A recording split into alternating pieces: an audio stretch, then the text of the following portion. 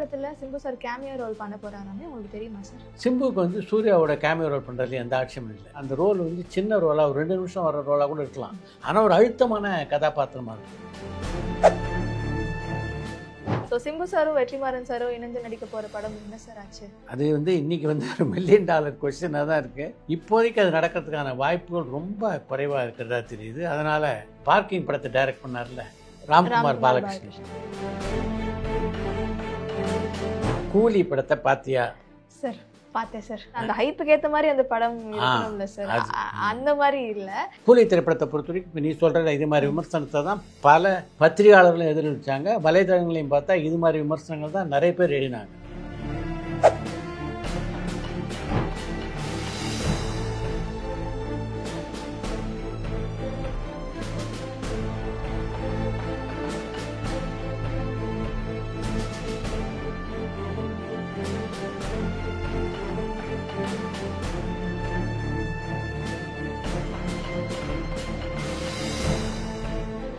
Welcome to cinema this week. வணக்கம் sir. இந்த நிகழ்ச்சியை பொறுத்த வரைக்கும் ஜோஷிகாவுக்கு நிறைய ரசிகர்கள் இருக்காங்கன்னு நினைக்கிறேன். எக்கச்சக்கமாக ஒன்று பாராட்டு கமெண்ட்லாம் வருது. அதெல்லாம் நிஜமாவே ரசிகர்கள் எழுதுகிற கமெண்ட்டா இல்லை நீயே ஆள் வச்சு எதாவது போட்டுட்டு இருக்கியா? நானும் எதுவுமே பண்ணல சார். அவங்க வந்துட்டு நான் பேசுறது பார்க்க போது அவங்க ரசிக்கிறாங்க. அதை நினைக்கும் போது எனக்கு ரொம்ப சந்தோஷமா பெருமையா இருக்கு அந்த கமெண்ட்லாம் பார்க்க போது. மகிழ்ச்சி. அப்புறம் நான் ஒன்று சொல்லணும் சார், நான் ஒன்று கேட்கணும். என்னன்னா, நேற்று தலைவன் தலைவி படத்தோட வெற்றி விழா நடந்திருக்கு. ஸோ அந்த விழாவில் நீங்களும் வந்துட்டு கலந்துக்கிட்டீங்க. அந்த விழா சூப்பராக நடந்தது. ரொம்ப நாட்களுக்கு அப்புறம் ஒரு நிஜமான வெற்றி விழா அப்படின்னு இந்த படத்துடைய வெற்றி விழாவை சொல்லணும். ஏன்னா தலைவன் தலைவி திரைப்படம் இன்னும் பிரமாதமாக இன்றைக்கும் கூட வசூலாக ஓடிக்கிட்டு இருக்கு பல திரையரங்குகள். அந்த படம் சாதாரணமாக பார்த்தோம்னா இப்போல்லாம் எப்படின்னா, படம் ரிலீஸ் ஆனால் 3ஆவது நாளே பல பேர் வெற்றி விழா கொண்டாடிடுறாங்க. அதை பற்றி திருப்பூர் சூழ்நிலை கூட பல பேட்டிகளில் சொல்லியிருந்தார். ஒரு படத்துடைய வெற்றி விழான்னா என்ன, அந்த படம் சம்மந்தப்பட்ட கலைஞர்கள் எல்லாரையும் கூப்பிட்டு பாராட்டி அவங்களுக்கு ஷீல்டு கொடுக்கறது மட்டும் இல்லை, அந்த படத்தை வாங்கி விநியோகஸ்தர் இருக்காங்கல்ல அவங்கள கூப்பிட்டு அந்த படம் எந்தெந்த தேட்டர்லாம் போடிச்சோ அந்த திரையரங்கு உரிமையாளர்லாம் கூப்பிட்டு இவங்கெல்லாம் சேர்த்து வரவழைச்சு இந்த விழாவை கொண்டாடணும். அவங்களாம் வந்தாங்கன்னா நிஜமாகவே அந்த படத்துடைய விழா வந்து சிறப்பிக்கும். அது மட்டும் இல்லாமல் அந்த படம் எங்கெங்கே என்ன ஓடிச்சு அப்படின்ற விவரம்லாம் தெரிய வரும். அதெல்லாம் எதுவுமே இல்லாமல் இப்போ வெள்ளிக்கிழமை படம் ரிலீஸ்னால் திங்கக்கிழமை எல்லாரும் வெற்றி விழா கொண்டாடினாங்க அப்படின்னு சொல்லியிருந்தாரு. அது மாதிரி தான் சினிமாவில் பல விழாக்கள் நடந்துக்கிட்டு இருக்கு. அதாவது படத்துக்கு முன்னாடி எப்படி ஒரு ஆடியோ கேசட் ரிலீஸ் பண்ணுறது வந்து ஒரு சடங்காக வச்சுருக்காங்களோ, அது மாதிரி படம் ரிலீஸ் ஆனதுக்கு பின்னால் இந்த வெற்றி விழா கொண்டாடுறது ஒரு சடங்காக இருக்குது எல்லாருக்கும். அதிலிருந்து மாறுபட்ட ஒரு விழாவாக இந்த விழா அமைஞ்சது அப்படின்னு தான் சொல்லணும். திருப்பூர் சூழ்நிலை என்ன கேட்டுட்டாரோ அதே மாதிரி இந்த ஃபங்க்ஷனில் பொறுத்த வரைக்கும் அந்த படத்தில் யார் யாரெல்லாம் நடித்தாங்களோ அவங்க, படத்தில் எந்தெந்த தொழில்நுட்ப கலைஞர்கள் பணியாற்றினாங்களோ அவங்கள தாண்டி இந்த படத்தை வாங்கின விநியோகத்தில் எல்லாருக்கும் ஷீல்டு கொடுத்து அசைத்திட்டார் சத்யஜோதி தியாகராஜன் அப்படின்னு தான் சொல்லணும். இந்த விழாவை பொறுத்த வரைக்கும் இன்னொரு முக்கியமான விஷயம் சொல்லணும்னா விஜய் சேதுபதி. விஜய் சேதுபதியை பொறுத்த வரைக்கும் நம்ம நிகழ்ச்சியிலேயே பல முறை சொல்லிருக்கோம், ரொம்ப யதார்த்தமான ஒரு மனிதர். இந்த விழாவிலையும் அப்படி தான் அவர் நடந்துக்கிட்டார். யாராவது வந்து நம்மக்கிட்ட பேசணும்னு காத்தே இருக்க மாட்டார் விஜய் சேதுபதி. யாரை பார்த்தாலும் இவர் போய் வந்து அன்பாக பேசுவார். அதுதான் அவர்கிட்ட உள்ள ஒரு பெரிய குணம் அப்படின்னு சொல்லணும். புதுமுகமாக இருந்தபோது அது மாதிரி நடந்துக்கணும் நிறைய பேர் இருக்காங்க. வளர்ந்த பின்னே அப்படி நடக்கிறதுக்குள்ள அது நிஜமாகவே பாராட்டத்தக்க ஒரு குணம். அந்த விஷயத்தில் வந்து எப்போவுமே எனக்கு வந்து விஜய் சேதுபதியோட ஒரு மரியாதை உண்டு சார். இன்னொன்று, அந்த விழாவில் எல்லா தலைவன் தலைவியும் வந்திருந்தாங்களா சார்? எல்லாரும் வந்திருந்தாங்க. அதாவது எல்லாரும் தலைவன் தலைவனோட வர முடியுமா? ஒரு சில பேர் ஒரு சூழ்நிலை இருக்குது. இப்போ நானே கூட பார்த்தேன், என் வீட்டில் மிஸ்ஸஸ் எல்லாம் கூப்பிட்டு போகல, நான் மட்டும்தான் தனியாக தான் போனேன். ஏன்னா நாம் இப்படி ஆஃபீஸ்லேருந்து அந்த விழாவுக்கு போயிட்டோம், அது மாதிரி ஆர்கனைஸ் பண்ண முடியல. இந்த தலைவன் தலைவி வெற்றி விழா பற்றி பேசும்போது இன்னொரு முக்கியமான படத்தினுடைய வெற்றியை பேசியே ஆகணும். 1300 நாட்களை கடந்து ஓடிக்கிட்டு இருக்கு விண்ணை தாண்டி வருவாயா. இன்றைக்கி வந்து 1301வது நாள். நிஜமாகவே ஒரு பெரிய சாதனை தான். சிம்பு திரை வரலாற்றில் அந்த படம் ஒரு சாதனை படம் தான் சொன்னோம். வெளியான போதே மாபெரும் வெற்றி படமாக அமைஞ்சது. அதே மாதிரி எல்லா ரசிகர்களும் ஈர்த்த ஒரு காதல் சித்திரமாக அமைஞ்சது. அந்த எனக்கு நல்லா நினைவு இருக்குது. அந்த படம் ரிலீஸ் ஆனதுக்கு ஒரு 20-30 நாள் கழிச்சு ஒரு விழா க்ரீன் பார்க்கில் நடந்தது. அங்கே கௌதம் வாசுதேவன் வந்திருந்தார். அந்த விழாவுக்கு சீஃப் கெஸ்ட்டு கே பாலச்சந்தர். கே பாலச்சந்தர் எப்படிப்பட்ட காதல் சித்திரங்கள்லாம் பண்ணியிருக்கார் அப்படின்னு எல்லாருக்கும் நல்லா தெரியும். அவர் அந்த விழா மேடையில் பேசும்போது சொன்னார், நானும் எத்தனையோ காதல் படம் பண்ணிருக்கேன், இந்த மாதிரி ஒரு ஐடியா எனக்கு தோணவே இல்லையே கௌதம் வாசுதேவன், என்ன அற்புதமாக பண்ணுறீங்கன்னு சொல்லிட்டு அந்த மேடையில் கௌதம் வாசுதேவன் அப்படி பாராட்டினார் பாலச்சந்தர். பாலச்சந்தர் அதுதான் ரொம்ப பாராட்டத்தக்க குணம். ஒரு படைப்பு நல்ல படைப்பாக இருக்குன்னு தெரிஞ்சால் உடனடியாக மனம் திறந்து பாராட்டுறதுக்கு வந்து எப்போவுமே பாலச்சந்தர் தயங்கின்னு தெரியல. ஆள் கிடச்சா நேரடியாக பாராட்டுவார், இல்லைன்னா ஒரு அழகான கடிதத்தை அவங்க வீட்டுக்கு கொடுத்து அனுப்பிச்சுடுவார். அது வந்து பல மூத்த டைரக்டர்கிட்ட அந்த மாதிரி பழக்கம் இருந்து பார்க்குறேன். அதே மாதிரி தான் என்னுடைய இயக்குனரான பாரதி ராஜா. ஒரு நல்ல படைப்புன்னு தெரிஞ்சதுன்னா அப்படி பாராட்டுவேன். போன வாரம் நம்முடைய நிகழ்ச்சிக்கு சுப்பிரமணிய சிவா வந்திருந்தார். அவர் கூட இதான் சொன்னார். சார் இந்த படத்தை பார்த்துட்டு என்ன கொண்டாடுறார் சார், இந்த மதராஸ் படத்தை பார்த்துட்டு என்னையா படம் பண்ணிருக்கான் அந்த பாரஞ்சித், எங்கேயா இருக்கு அவனை பார்க்கணையான்னாராம். அது வந்து ஒரு நல்ல படைப்பாளிக்கு இலக்கணமே இன்னொரு நல்ல படைப்பை ரசிக்கிறது தான். சிம்பு சார் நடிச்சிருந்த விண்ணை தாண்டி வருவாயை பத்தி நீங்க சொல்லியிருந்தீங்க. சிம்பு சாரை பத்தி நான் இன்னொரு விஷயம் கேள்விப்பட்டேன் சார். சொல்லு சொல்லு. கருப்பு படத்துல சிம்பு சார் கேமியோ ரோல் பண்ண போறாராமே, உங்களுக்கு தெரியுமா சார்? கருப்பு திரைப்படத்தில் வந்து கேமியோ ரோல் பண்ண சொல்லி சிம்புவை கேட்டாங்க. அது வரைக்கும் எனக்கு நல்லா தெரியும். சிம்புவுக்கு வந்து சூர்யாவோட கேமியோ ரோல் பண்ணுறதுல எந்த ஆட்சியும் இல்லை. ஆனால் அந்த பர்டிகுலர் ரோல் இருக்குல்ல, அது அவ்வளோ மீட்டி ரோலாக இல்லை. ஒரு கேமியோ ரோலில் வரணும்னா அந்த ரோல் வந்து சின்ன ரோலாக ஒரு 2 நிமிஷம் வர ரோலாக கூட இருக்கலாம். ஆனால் ஒரு அழுத்தமான கதாபாத்திரமாக இருக்கணும். அப்படி இருந்தால் தானே கேமியோ ரோலுக்கு வந்து ஒரு பவர் இருக்கும். அது இல்லாத காரணத்தினால அதில் வந்து நடிக்க மாட்டேன்னு சொல்லிட்டாரு. ஆனாலும் ஒரு நல்ல கதாபாத்திரம் இருந்தால் எப்போ வேணால் நான் சூர்யாவோட நடிக்க தயார். இது ரொம்ப சின்ன கதாபாத்திரமாக இருக்கிறதுனால இந்த படத்தில் வேணாம் அப்படின்னு சொல்லி அதை தவிர்த்துட்டார் அப்படின்னு எனக்கு நியூஸ் வந்தது. பரவாயில்ல, முள்ள சினிமா இண்டஸ்ட்ரிக்குள்ளே என்ன நடக்குதுன்ற செய்தியெல்லாம் தோண்டி வெளில கொண்டாட ஆரம்பிச்சிட்ட போல தெரியுது. இன்னொன்னும் இருக்கு சார். சரி, நம்ம வாரம் கண்டிப்பா சினிமா திஸ் வீக்ல நம்ம சிம்பு சாரை பத்தி நம்ம பேசிடுறோம். ஸோ சிம்பு சாரும் வெற்றிமாறன் சாரும் இணைஞ்சு நடிக்க போற படம் என்ன சார் ஆச்சு? அது வந்து இன்னைக்கு வந்து ஒரு $1 மில்லியன் கொஸ்டினாக தான் இருக்குது. நாம் மட்டும் இல்லை, பல பேர் அந்த படத்தை பற்றி தான் பேசிட்டு இருந்தாங்க. இப்போ கடந்த ஒரு வாரமாக பார்த்தா அந்த அலை கொஞ்சம் செட்டில் ஆகிடுச்சு அப்படின்னு தான் சொல்லணும்.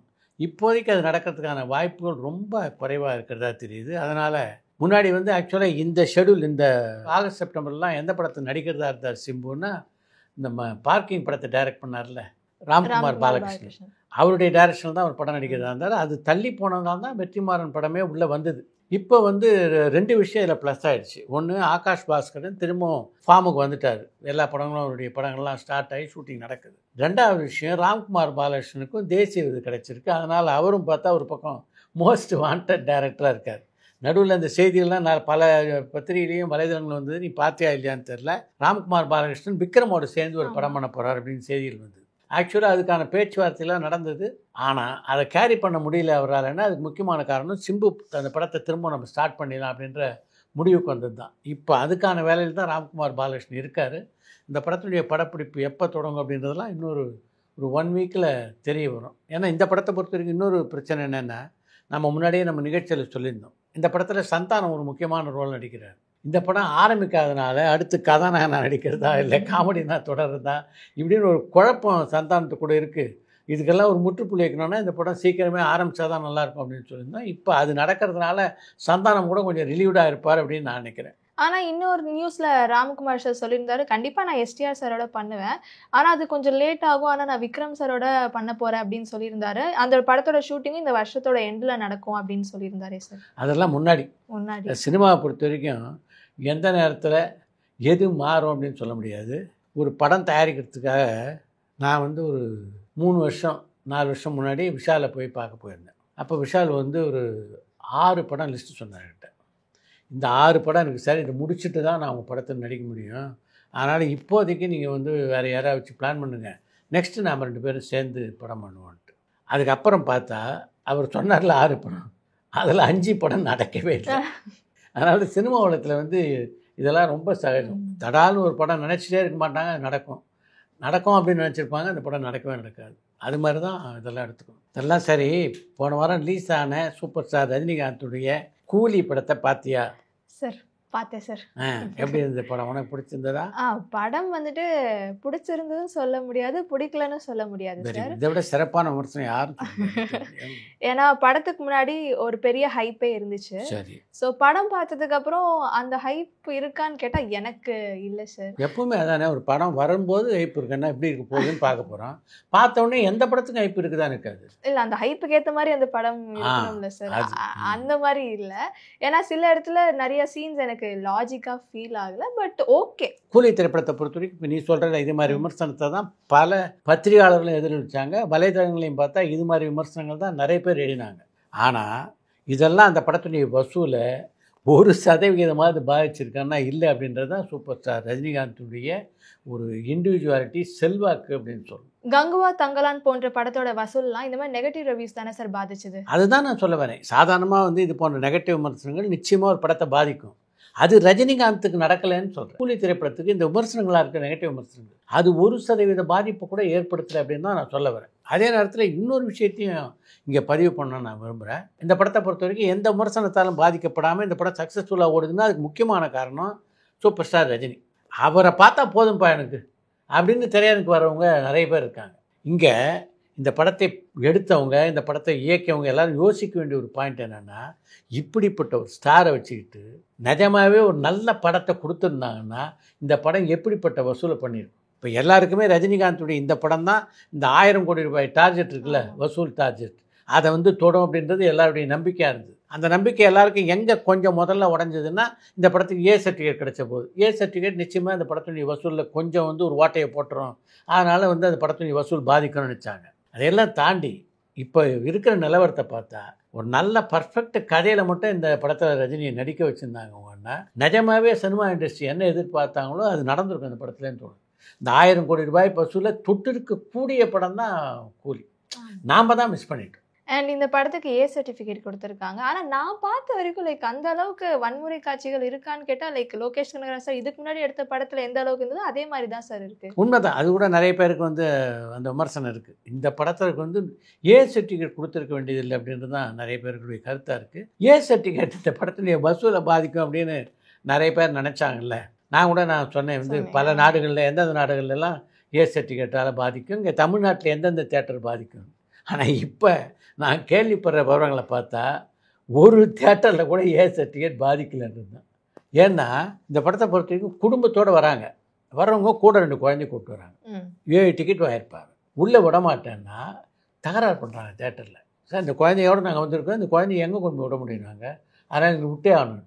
நான் ஒரு திரையரங்கு உரிமையாளர்கிட்ட கேட்டேன், எப்படி கலாட்டா பண்ணால் எப்படி சார் நீங்கள் அலோவ் பண்ணுறீங்களான்னு. சார் ஒரு குடும்பம் தகராறு பண்ணால் நான் விடாமல் இங்கே பார்க்கலாம், 50 குடும்பம் 60 குடும்பம் தகராறு பண்ணால் என்ன சார் பண்ண முடியும். பல ஊரில் கேட்டை உடச்சிட்டு உள்ளே வந்துட்டாங்க, அதனால் எங்களால் கண்ட்ரோல் பண்ண முடியல சார் அப்படின்னாங்க. அதனால் பல திரையரங்களை பார்த்தா ஏ சர்டிஃபிகேட்டை தாண்டி அவங்க திரையரங்களை அனுமதிக்க வேண்டிய ஒரு சூழ்நிலை எல்லாருக்கும் ஏற்பட்டு போச்சு. ஒரு சில தேட்டரில் ஸ்ட்ரிக்டாக இருக்க ட்ரை பண்ணுறாங்க, ஆனால் அவங்க எல்லையை மீறி போச்சு இந்த படம் அப்படின்னு தான் சொல்லணும். ரஜினிகாந்த் மேலே உள்ள கிரேஸ் இது வேறு ஸ்டாருக்காக தான் நடக்குமா அப்படின்னு எனக்கு தெரியல. எல்லாம் குடும்பத்தோடு அந்த படத்தை பார்க்கணுன்னு வந்ததுனால பல பேரால் அதை கட்டுப்படுத்த முடியல. கூலி படம் சூப்பராக ஓடுறதுனால ரஜினிகாந்த் சார் ரொம்ப சந்தோஷமாக இருக்காரு. ஸோ அடுத்தது ரஜினிகாந்த் சார் ஜெயிலர் 2 படத்துக்கு எப்போ சார் கிளம்ப போகிறாரு? ஆக்சுவலாக கூலி படத்தினுடைய வெளியீட்டுக்கு முன்னாடியே அந்த படத்தினுடைய ஷூட்டிங் கேரளாவில் நடக்கிறதா இருந்தது. இந்த கூலி படத்தினுடைய ப்ரொமோஷன், அது மட்டும் இல்லாமல் கூலி திரைப்படத்து மேலே அவருக்கு இருந்த எதிர்பார்ப்பு இருக்குல்ல, அந்த எக்ஸைட்மெண்ட்டு, இதெல்லாம் காரணமாக தான் அந்த படத்தினுடைய படப்பிடிப்பை கொஞ்சம் தள்ளி வைக்க சொன்னார் ரஜினி. இப்போ அடுத்த வாரம் அந்த படத்தினுடைய படப்பிடிப்பு ஸ்டார்ட் ஆக போகுது. ஆனால் இப்போ கேரளாவுக்கு முதல்ல அவங்க போகல, சென்னையில் ஒரு ஷெடியூல் 10-15 நாள் நடத்திட்டு அதுக்கப்புறம் தான் கேரளாவில் ஒரு பாடல் காட்சி படமாக்கிறதா இருக்காங்க அவங்க. அதுக்கு இந்த மந்த் எண்டில் கேரளா போவார்னு நினைக்கிறேன். தனுஷ் சார் டைரக்ஷனில் October 1 இட்லி கடை படம் ரிலீஸ் ஆக போகிறதா நிறைய போஸ்டர்ஸ் ரிலீஸ் பண்ணியிருந்தாங்க. முந்தானேத்து கூட அந்த படத்தோட ஷூட்டிங் நடந்திருக்கு. ஸோ எப்படி சார் இந்த படம் ரிலீஸ் ஆகும்? நான் சினிமா இண்டஸ்ட்ரியை பொறுத்த வரைக்கும் இதுதான், ஒரு சின்ன ஒரு பொறி கிடச்சா ஊதி அதை பெரிய தீ ஆக்கிடுவாங்க. ஏதோ இட்லி கடை படத்தினுடைய ஷூட்டிங் ஒரு 10-15 நாள் தொடர்ந்து நடந்தது அப்படின்னா இந்த மாதிரி அந்த படம் வருமா அப்படின்னு சந்தேகத்துக்கு நியாயமான வாய்ப்பு இருக்குது. அந்த படத்தினுடைய ஷூட்டிங் நடந்தது ஒரே ஒரு நாள். எந்த படமாக இருந்தாலும் ஒரு பேட்ச் ஒர்க் அப்படின்றது எல்லா படத்துக்கும் இருக்கும். ஒரு சில இடத்துல ஒரு கேலண்டர் ஷார்ட்டை விட்டுருப்பாங்க, சில ஹீரோயின் க்ளோஸை விட்டுருப்பாங்க, அது மாதிரி ஹீரோ அப்படியே ஆக்ரோஷமாக திரும்பி பார்க்குறது ஏதாவது ஒன்று விட்டுருப்பாங்க. இது மாதிரி சின்ன சின்ன வேலைகள் இருக்கும். அது மாதிரி ஒரு நாள் ஷூட்டிங் தான் சமீபத்தில் நடந்தது. அதனால் இட்லி கடை படத்தினுடைய வெளியீடு நிச்சயமாக பாதிக்கப்படாது. அந்த படத்தினுடைய ஹீரோயினான நித்யா மேனன் அந்த படத்தினுடைய டப்பிங்கில் தான் இருக்காங்க. எனக்கு தெரிஞ்சு இன்னும் ஒரு நாள் இல்லை 2 நாள் அந்த படத்தினுடைய டப்பிங்கே பேசி முடிச்சிடுவாங்க அவங்க. அப்போ கண்டிப்பாக October 1 release sure shot. Sir எனக்கு இன்னொரு டவுட் சார். இன்னைக்கு சினிமா திஸ்விக்கே ஒரு டவுட் செஷன் தான் நினைக்கிறேன். என்ன டவுட்டு? சூரி சார் இதுக்கு முன்னாடி காமெடியனாக நடிச்சிட்டு இருந்தாரு, இப்போ ஹீரோவாக நடிக்கிறாரு, இதுக்கப்புறம் ப்ரொடியூசர் ஆக போகிறதா ஒரு செய்தி வந்திருக்கு. இதுக்கப்புறம் அவரை காமெடியனாக பார்க்க முடியாதா சார்? காமெடினா இனி சூரிய நடிப்பதற்கான வாய்ப்பு மிக குறைவு. ஏன்னா அவர் காமெடி ஹீரோவாக ஆகியிருந்தார்னா வேறு கதை. அவர் பல சீரியஸ் கதாபாத்திரங்களை நடித்து அதில் வெற்றியும் பெற்றுட்டார்.